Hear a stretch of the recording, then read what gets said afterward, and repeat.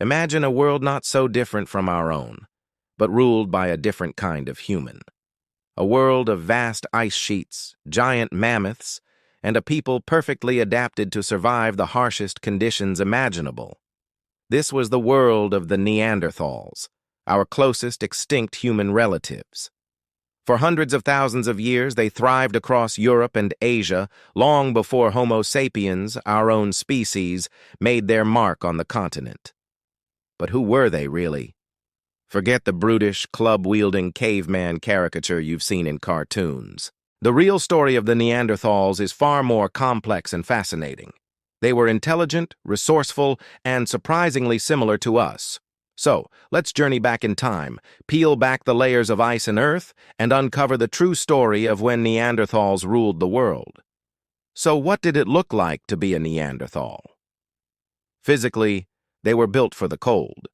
They were generally shorter and stockier than us, with broad chests and powerful limbs. Think of them as the ultimate powerlifters of the ancient world. This robust build was a brilliant evolutionary adaptation, helping to conserve body heat in the freezing climates of Ice Age Europe. Their faces were also distinct, with a prominent brow ridge, a large, wide nose, perhaps to warm and moisten the cold, dry air, and a receding chin. But beneath this rugged exterior was a brain that was, on average, even slightly larger than ours today. Their world was a challenging one, a true test of survival. The landscape was a mosaic of frozen tundra, dense forests, and open steppes, roamed by colossal creatures like woolly mammoths, woolly rhinos, and giant cave bears. These weren't just background scenery. They were both a threat and a vital source of food. Surviving here required more than just brute strength. It required intelligence, cooperation, and an intimate knowledge of the land. And Neanderthals were masters of their environment. They were apex predators, skilled hunters who didn't just scavenge leftovers. Archaeological evidence shows they hunted large game, a dangerous and complex task that would have required sophisticated strategies. Imagine a group of Neanderthals, armed with wooden spears tipped with meticulously crafted stone points, coordinating an attack on a massive bison or a wild horse. They likely used the landscape to their advantage, driving animals into traps or ambushing them from close range. This wasn't a reckless charge. It was a calculated, cooperative effort, a testament to their ability to plan and communicate. After a successful hunt, they would process the animal with incredible efficiency. They used a versatile set of stone tools known as the Mousterian industry. These weren't just crude rocks. They were carefully shaped hand axes, scrapers for cleaning hides, and sharp flakes for butchering meat. They knew exactly how to get the most out of a kill, from the nutritious marrow inside the bones to the warm hides that would be turned into clothing and shelter. Their tool-making skills show a deep understanding of materials and a consistent, learned tradition passed down through generations. But life wasn't just about the hunt. What about their homes? While they did use caves for shelter, hence the name caveman, they were not their only homes. They also built simple shelters in the open, likely using wood and animal hides. Inside these spaces, they controlled one of humanity's most important tools, fire. Hearths are common at Neanderthal sites, providing warmth, protection from predators, and a way to cook food. Cooking made food easier to digest and unlocked more nutrients, a critical advantage for survival.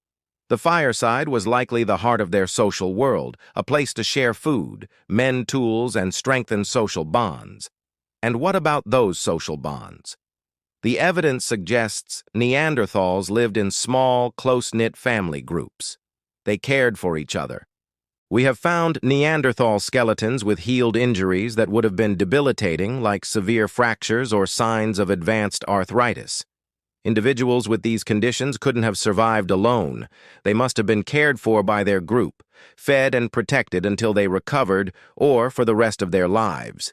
This is powerful evidence of compassion and empathy, a far cry from the survival of the fittest brute we often imagine. Perhaps most surprisingly, Neanderthals had a sense of symbolism and ritual. In several sites across Europe, they have been found buried in shallow graves. Some of these burials seem intentional. In one famous case at Shanidar Cave in Iraq, pollen found in the grave led scientists to speculate that the individual was buried with flowers, a beautiful, symbolic gesture. While this interpretation is still debated, the act of deliberate burial itself suggests a complex understanding of life and death. It hints at a spiritual or ritualistic dimension to their lives, a recognition that the dead deserved respect. They also created symbolic objects. They used pigments like ochre and manganese dioxide, perhaps as body paint. They collected eagle talons and unique shells, which they may have worn as jewelry or personal ornaments. This is the beginning of art, of self-expression. They weren't just surviving.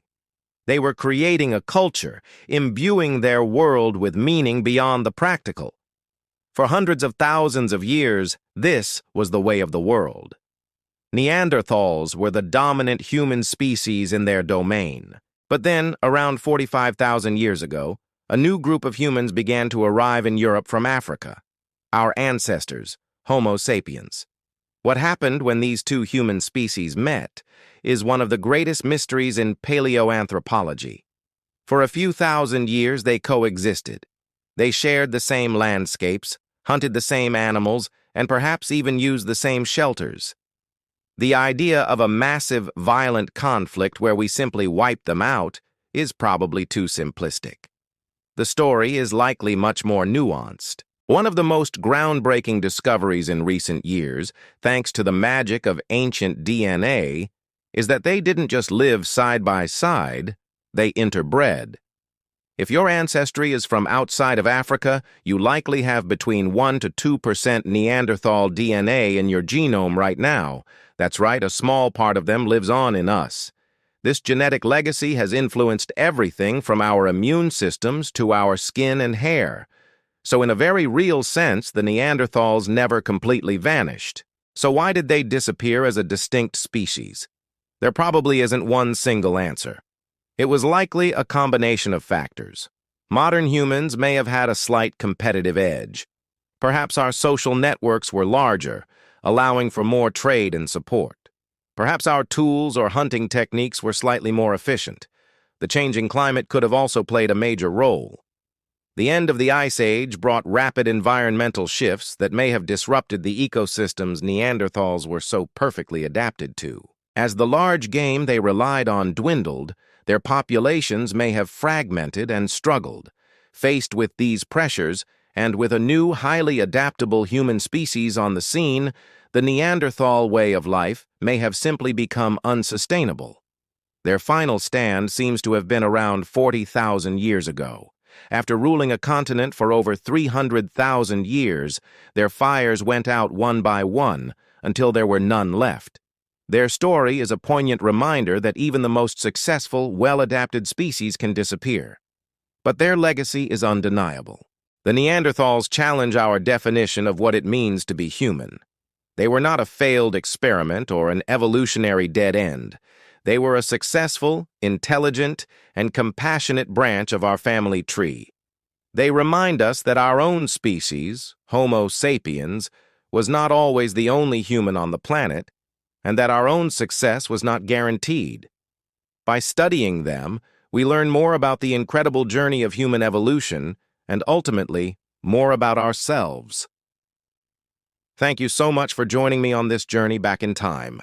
If you found this as fascinating as I do, please hit that like button, subscribe for more explorations into our ancient past, and let me know in the comments what you think happened to the Neanderthals. See you next time.